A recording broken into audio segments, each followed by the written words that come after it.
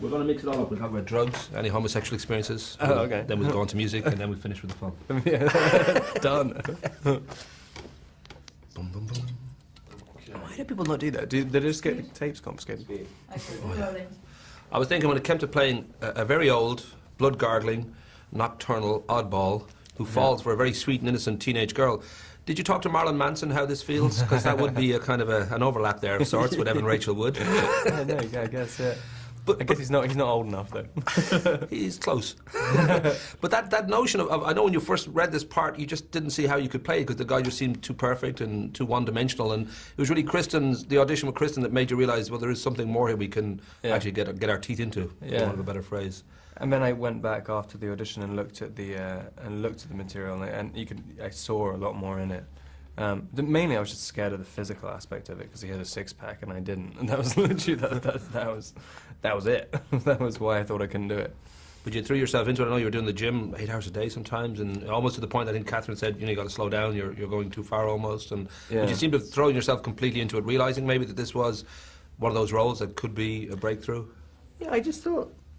I didn't realise it was going to be like this big, but I thought what I was really thinking was, I guess for my own pride, I didn't want to be involved in a kind of teen thing. So I guess the only way of dealing with that is to kind of really commit to whatever your idea is. And so yeah, I was just thinking, how can I not look like an idiot? And so I tried to do everything I could. Well, everybody will be aware at this stage, it's been a huge phenomenon in the States. 35.7 million on its opening day, over 69 million over the weekend that it opened. Thousands of screaming girls all over you. So I don't know whether, even though you've had some kind of fame with playing Cedric Diggory in the Harry Potter movies, I don't know how real fame has been treating you, whether it's been all good or whether it's a little bit too surreal. It's weird. I don't go out of my house much, so I don't really notice too many things. It's weird, like paparazzi stuff is weird. I mean, it's a really strange thing to get your head around.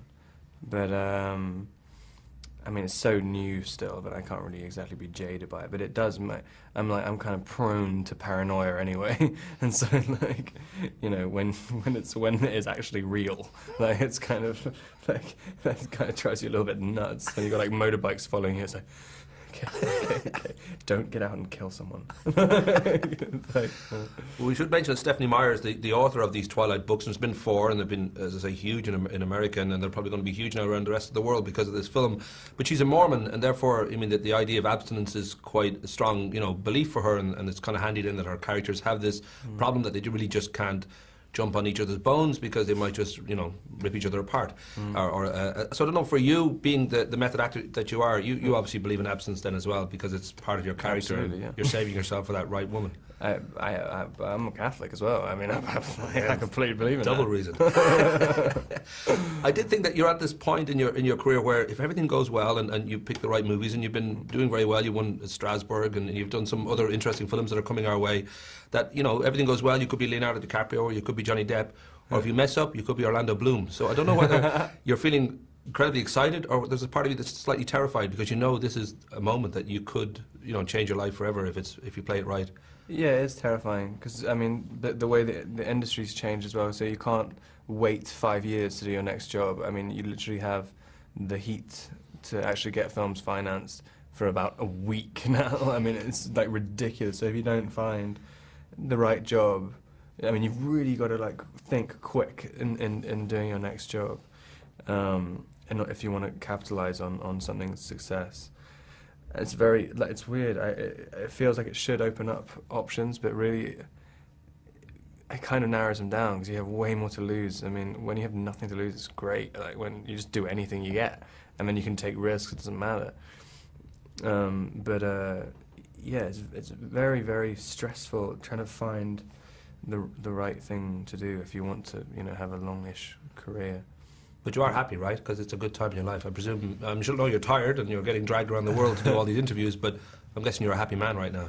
Well, yeah, I was very happy how well it did, yeah. I mean, it's just nice, when there's so many in work-related stuff. I mean, it's nice to be on a, I guess, relatively level playing field with other people because, a lot of the time you can do an audition and, you can do it well and people just say, you know, you're not famous enough, you're not commercially viable enough to do the movie. So when you have a movie that's made 130 million or whatever, it's like, kiss my ass. Rock and roll. I'm giving the friendly finger to wrap up. Lovely to talk to you, son. Yeah, thanks a lot.